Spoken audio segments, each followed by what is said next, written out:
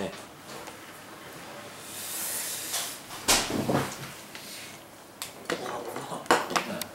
네, 잘 해오셨고요.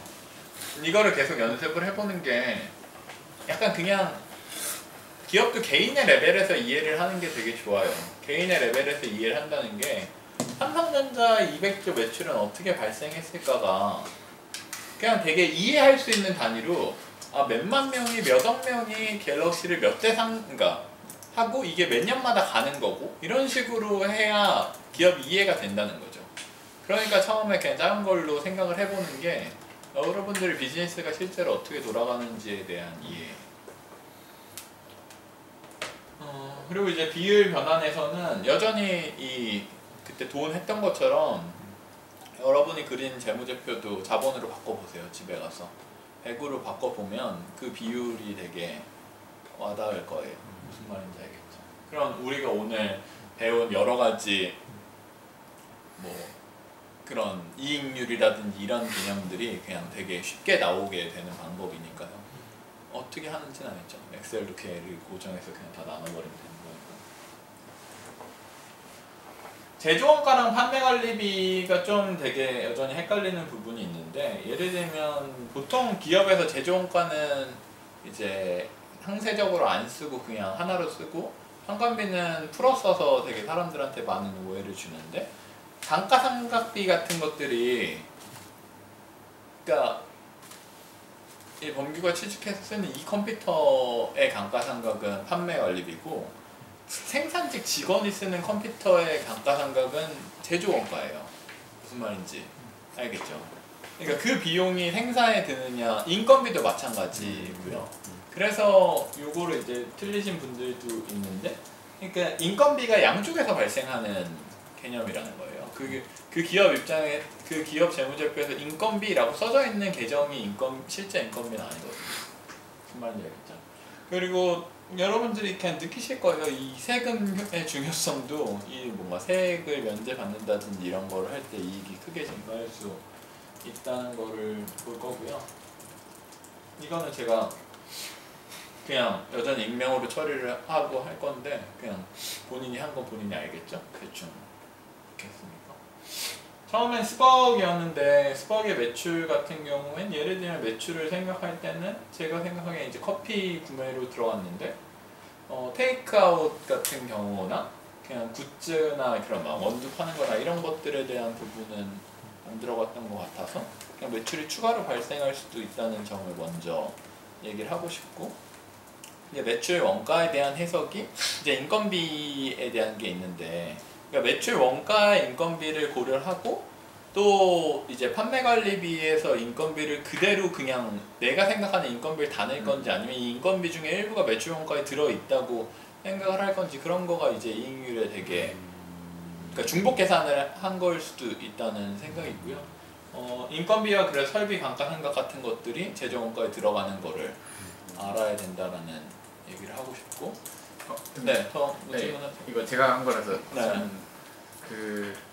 제 매출을 네. 엄청 보수적으로 잡았거든요. 네. 그랬는데 사실 저 테이크아웃이랑 굿즈 같은 경우에는 네. 좀 변동성이 되게 맞아요. 예측하기 좀 네. 그러면 그거를 그냥 배제했을 때도 괜찮은 게 뭔가 아주 싼 거를.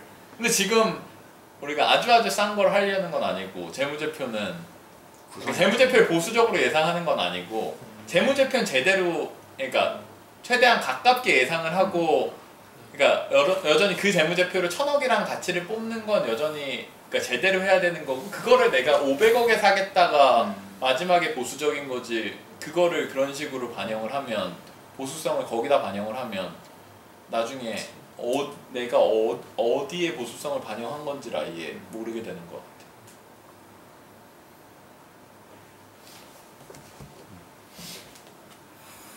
네, 뭐 질문이 있으시면 다른 거에도 하셔도 돼요. 저렇게 그냥 밝히셔도 상관없고 안 밝히셔도 상관없고, 뭐 이 재면소 얘기가 나왔는데, 뭐 판관비가 존재하지가 않는다라고 했는데, 그때 얘기했던 제가 얘기하는 그러니까 자영업자들이 돈을 많이 버는 이유죠.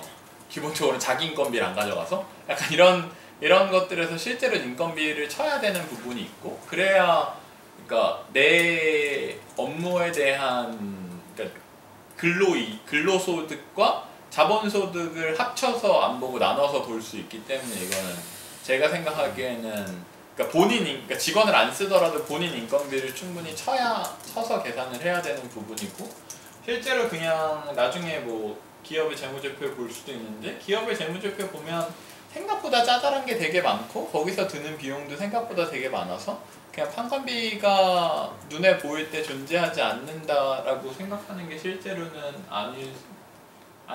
실제로는 아니고 주빈 같은 경우에는 정말 잘 돼 있더라고요. 정말 잘 돼 있는데 그래서 근데 저는 이거는 사실 우리가 예상을 해보는 게 목적이어서 그게 꼭 인터뷰를 해서 정확한 게 온 게 좋은 건지 모르겠는데 어쨌든 퀄리티가 아주 높았는데 근데 그분이 이제 회계 쪽으로 잘못 처리한 거는 이자를 이제 특별 손실로 넣었는데 이자는 그냥 영업외 비용이에요. 이거는 특별 손실은 화재 같은 거나 그런 완전한 특별한 일회성일 때 넣는 거고 나머지는 그렇고 손익계산서에 대한 기준이 2015년 9월이라고 했는데 뭐 저게 맞을 수도 있어요. 왜냐면 9월이라고 한 게 9월 자체가 기간이니까. 근데 여전히 그러니까 대차대조표나 그러니까 재무상태표라고 보이는 건 스냅샷이라서 그 시점에 대한 건데 손익계산서는 기간이니까 여기 이렇게 한 달간 이런 거에 표시가 필요한 거죠. 무슨 얘기인지 이해되죠? 타워 1층에 있는 거는 재무제표에 기본적으로 마이너스 표기를 잘 안 해요. 뭐 기업마다 다르긴 한데, 그러니까 매출액 300억이 났는데 제조 원가가 270억이 나면 마이너스 270이라고 안 쓰고 그냥 270이라고 쓰거든요. 그런 이유 자체가 그냥 그걸 빼야 되는 건 이제 알아서 빼줘야 되는 거고 왜 그러냐면 이렇게 그러니까 순이익이 나야 되는데 순손실이 나고 막 약간 이런 경우가 있어요. 그냥 약간 원래 플러스인데 마이너스가 나는 경우. 그런 거가 마이너스가 들어가기 때문에 그러니까 그냥 다른 건 다 기본적으로는 플러스로 적어야 이 마이너스가 마이너스인지를 아는 거죠. 무슨 말인지 이해됐죠? 골프존 케이스 같은 경우에는 그러니까 유동자산 플러스 비유동 이게 뭐 총자산인가? 이거를 비유동자산의 금액이 있었는데 안 빼주시고 계산을 한 게 있고요. 그러니까 유동자산이 뭐 2억 5천인가 돼서 근데 그러니까 비유동자산이 2억 5천이었는데 유동자산이 100만 원인가 있었는데 총 자산은 2억 5천이다라고 적었는데 2억 5천 100만 원이라는 거라서 그 부분이 틀렸다라고 한 거고요. 나머지는 잘 설정이 되어 있었고 홀바셋은 스타벅스 기반 추정을 이용을 했는데 이게 맞을 수도 있고 너무 틀릴 수도 있는 부분이라서 그냥 경쟁사랑 똑같다라고 예측을 하는 게 진짜 이게 현실에서 자기 돈 내고 투자할 때 경쟁사랑 똑같다라고 예측을 했지 특히 스타벅스를 그냥 갖다 쓸 수 있을 건지에 대한 생각은 좀 해보셨으면 좋겠고요. 불고기배라서 너무 늦어서 제가 제대로 못 봤는데 뭐 딱히 얘기할 건 없었고 아까 얘기했던 대로 이 영업이익률이랑 자본이익률 혹은 자본수익률이라고 하는 이 ROE에 대한 개념이 지금 계속 재무제표를 만들면서 여러분한테 제대로 잡혔으면 좋겠어요. 그게 신용자산용 사장도 제대로 못 갖고 있는 개념인데 여러분들이 그렇게 사내 유보금 같은 쓰레기 같은 단어와 그런 쓰레기 같은 주장을 하는 이들한테 속아서 같이 멍청하게 살지 마시고 똑똑하게 제대로 살면서 부자가 되길 빕니다. 네, 이상입니다. 질문 있으신가요?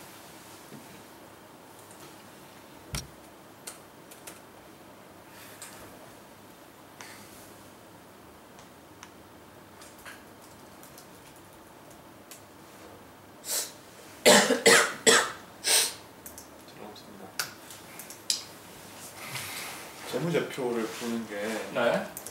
지금 그나마 옛날에 뭐 회계 수업 듣고 막 혼자 막 책 보고 이런 게 있어서 지금 좀 이해가 되기는 되는데 네. 지금 여기서 다뤄지는 게 전체를 다 보는 건 아니잖아요, 사실. 맞아요. 그러면 그거를 좀 보충하기 위해서 볼만한 게 뭐가 있을까요? 책이나 네. 좀 봐야 될 것 같아서. 한국의 재무제표 활용법을 넣긴 해서 뭐 저런 난생 처음 본 재무제표 막 이런 재무제표 책은 많고요. 뭐 근데 첫 번째 질문은 지금 당장 볼 필요가 있느냐고 나머지를 듣는데 더 잘 이해하기 위해서 어떤 것들을 좀 이해하는 아니면 그냥 지금 수업을 듣는데 나온 수치들을 이해하는 데는 문제가 없으면은 안 봐도 지금 당장은 안 봐도 되는 건지. 그럼 재무제표 책 먼저 보죠. 그럼 됐죠? 그럼 어차피 공지는 다시 할 거니까. 네.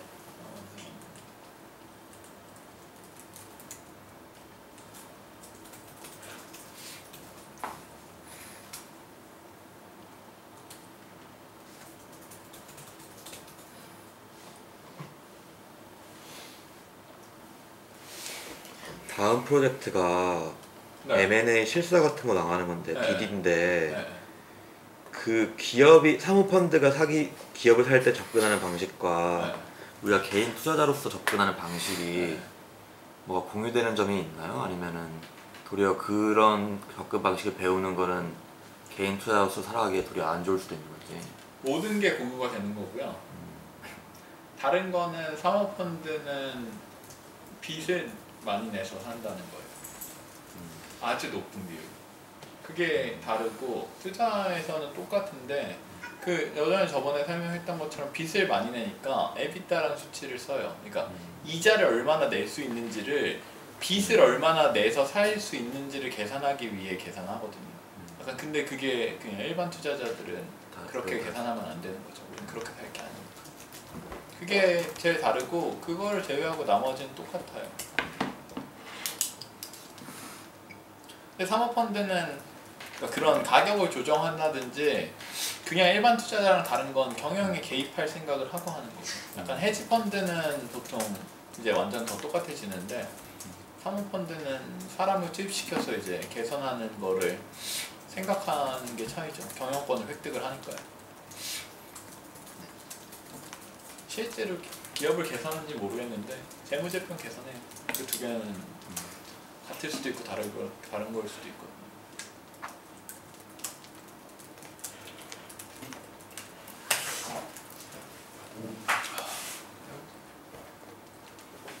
끝.